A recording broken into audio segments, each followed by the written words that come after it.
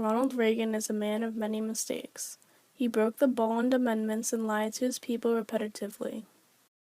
How did the Iran-Contra Affair exchange affect Ronald Reagan's presidency?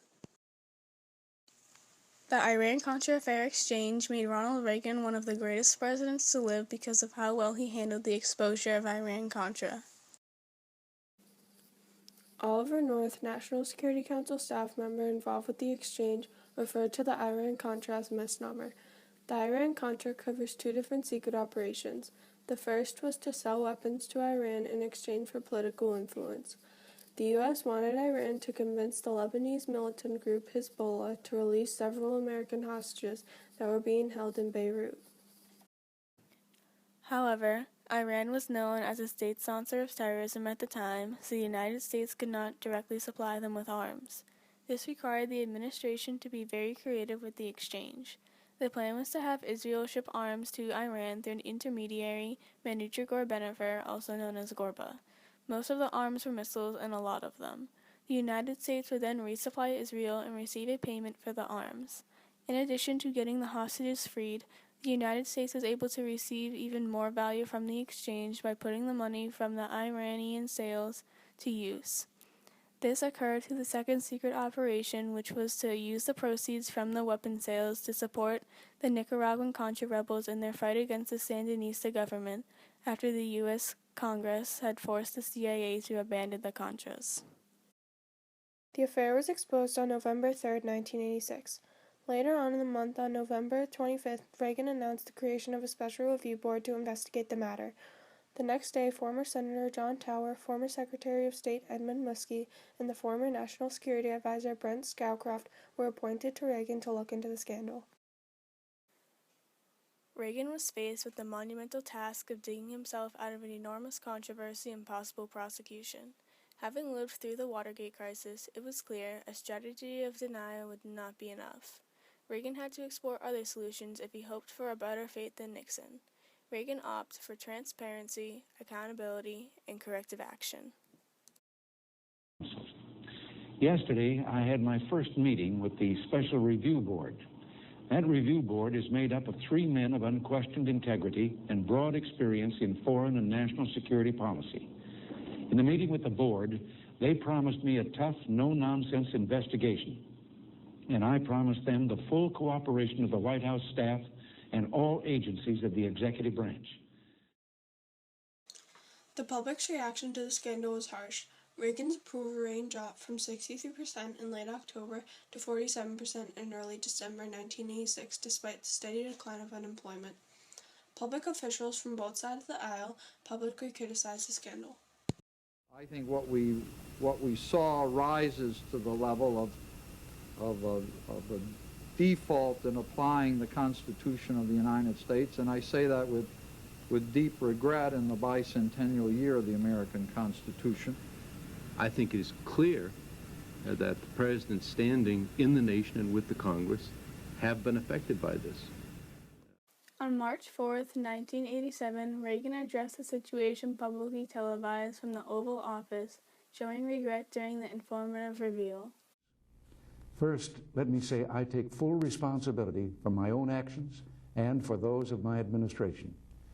As angry as I may be about activities undertaken without my knowledge, I am still accountable for those activities.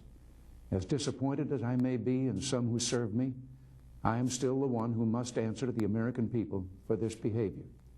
And as personally distasteful as I find secret bank accounts and diverted funds, one of the Navy would say, this happened on my watch. The Special Review Board investigation was followed by congressional hearings focused on National Security Advisor John Poindexter and National Security Council official Oliver North. While the hearings were underway, a criminal investigation was conducted by Lawrence Walsh, a court-appointed independent counsel. Charges were filed against North, Poindexter, and former Defense Secretary Caspar Weinberger. All charges and convictions were eventually dropped or reversed. Reagan did everything he could to regain America's trust, and he eventually did.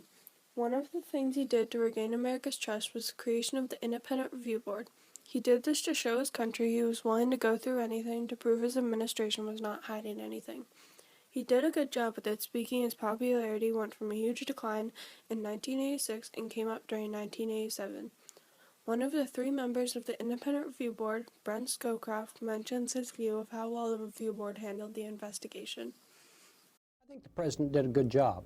I hope we gave him the background to do a good job. I think he did. I think he made clear that that he recognized he was in fact responsible for it, that it did not go according to his own concept of it, and that he had perhaps put too much faith in people and had failed to ask the kinds of searching questions that would have revealed, in fact, what was going on. Another way Reagan regained America's trust was the outcome of the hearing in 1987.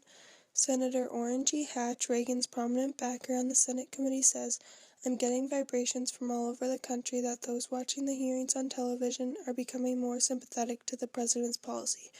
For those of us who feel President Reagan has been right, the hearings are turning out to be a tremendous boost." As soon as it became clear that the main perpetrators were Oliver North and John Poindexter, a difficult encounter between Reagan, North, and Poindexter became inevitable.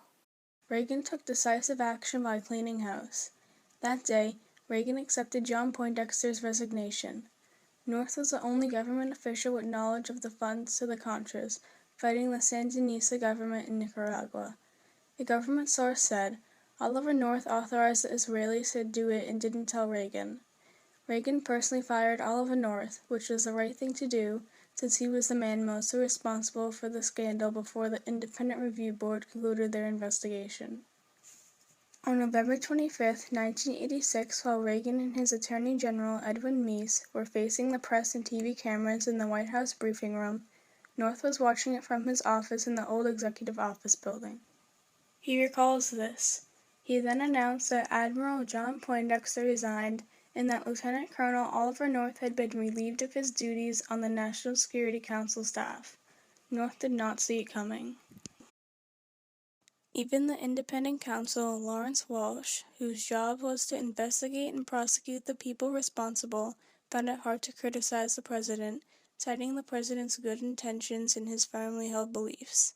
As seen in this clip about Iran-Contra investigation final report in January 1994. Public service. President Reagan, on the other hand, was carrying out policies that he strongly believed in. He may have been willful, but he at least thought he was serving the country in what he did. And the fact that he disregarded certain laws and statutes in the course of it was not because of any possibly self-centered purpose. How do you think it will affect their respective? There was also a lot of negative said about Reagan. Malcolm Byrne, who wrote a book on Reagan called Iran-Contra, Reagan's Scandal and the Unchecked Abuse of Presidential Power, was one of them. In an interview, he gives his opinion negatively towards the President Reagan.